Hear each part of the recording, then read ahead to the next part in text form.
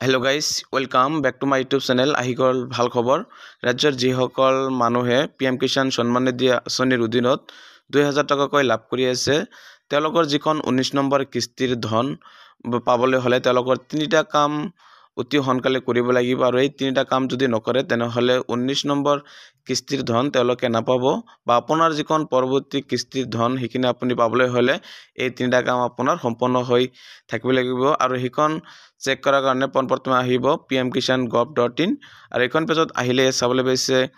new farmer registration KYC আৰু নো ইয়ৰ status ইয়াৰ পৰা আপুনি যদি PM কিষাণ আঁচনিৰ ধন পোৱা নাই তেনেহ'লে আপুনি ইয়াৰ পৰা আপোনাৰ কিছুমান ষ্টেপ আছে আপোনাৰ সেইখিনি আপোনাৰ কাৰণে বাধ্যতামূলক যেনেকৈ KYC is mandatory for PM Kisan registered farmer বা যিসকল ৰেজিষ্টাৰ্ড ফাৰ্মাৰ বা যিসকল হিতাধিকাৰীয়ে পইচা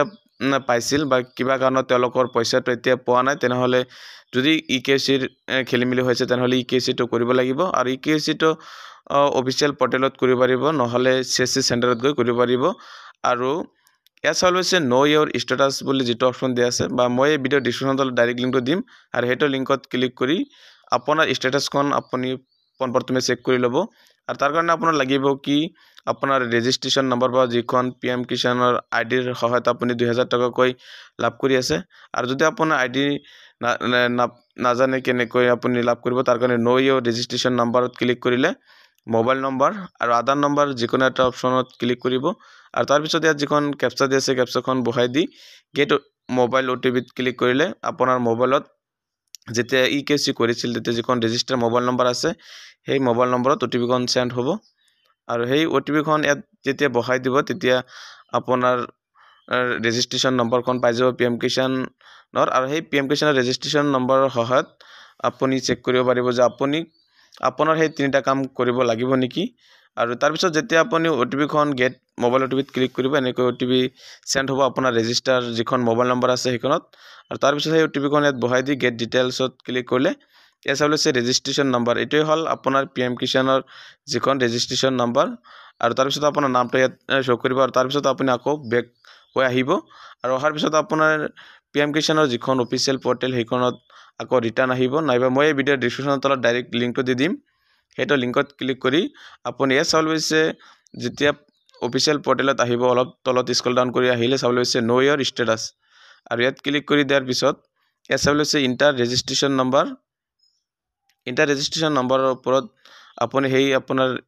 ৰেজিষ্ট্ৰেশ্যন নম্বৰখন ইয়াত বহাই দিব তাৰপিছত ইয়াত যিখন কেপচা দিয়া আছে কেপচাখন বহাই দিয়াৰ পিছত গেট OTP অপশ্যনত ক্লিক কৰিব আৰু গেট OTP অপশ্যনত ক্লিক কৰাৰ পিছত যদি আপোনাৰ মোবাইল আপডেট নম্বৰ বুলি এনেকৈ শ্ব' কৰে তেনেহ'লে আপুনি মোবাইল নম্বৰখন আগত আপডেট কৰি ল'ব আৰু তাৰপিছত আপোনাৰ ষ্টেটাছখন চাব পাৰিব আকৌ ইয়াত যেতিয়া গেট OTP অপশ্যনত ক্লিক কৰা হৈছে তেতিয়া চাবলৈ পাব এনেকৈ আপোনাৰ মোবাইলত ৰেজিষ্টাৰ মোবাইলত OTPখন সেন্ড হ'ব OTP has been send to your mobile number ইয়াত দিয়া থাকিব লাষ্টৰ 4টা ডিজিট দিয়া থাকিব আৰু সেইটো মোবাইল নম্বৰৰ পৰা OTPখন বহাই গেট ডাটা অপশ্যনত যেতিয়া ক্লিক কৰিব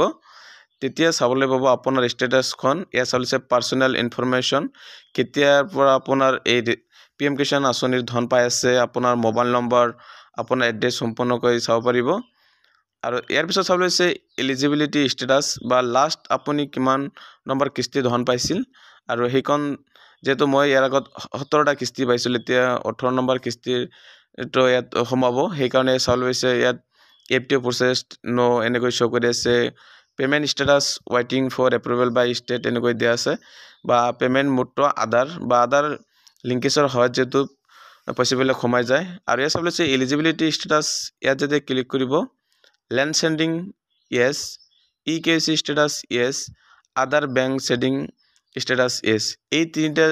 যদি আপোনাৰ য়েছ শ্ব' কৰি আছে তেনেহ'লে আপোনাৰ যিখন পৰৱৰ্তী কিস্তি ধন সেইখিনি লাভ কৰিব আৰু যিসকল মানুহৰ বা আপুনি যদি আগত PM কিষাণ আঁচনিৰ ধন পাইছিল কিন্তু এতিয়া আপোনাৰ সেইখন ইয়াত তিনিটাৰ যিকোনো এটা আপোনাৰ ৰিজেক্ট হৈছে তেনেহ'লে আপুনি PM কিষাণৰ যিখন পৰৱৰ্তী কিস্তি সেইখন ধন নাপাব আৰু আপোনাৰ যিটো সমস্যা যদি KYCৰ সমস্যা হৈ থাকে তেনেহ'লে আপুনি KYCটো কৰিব পাৰিব আপুনি মোবাইলতে কৰিব পাৰিব আৰু যিমান পাৰে সোনকালে কৰিব আৰু ইয়াত চাবলৈ আছে একাউণ্ট ডিটেইলছত যেতিয়া ক্লিক কৰিব আপডেট ইয়ৰ ডিটেইলছ বা আপোনাৰ একাউণ্ট ডিটেইলছ যিটো দিয়া আছে ভিউ একাউণ্ট ডিটেইলছ ইয়াৰ পিছত আপোনাৰ সম্পূৰ্ণ চাব পাৰিব কেতিয়া পইচা সোমাব বা সোমাব না নাই সম্পূৰ্ণ এনেকৈ দিয়া থাকিব আৰু যদি আপোনাৰ এই তিনিটাৰ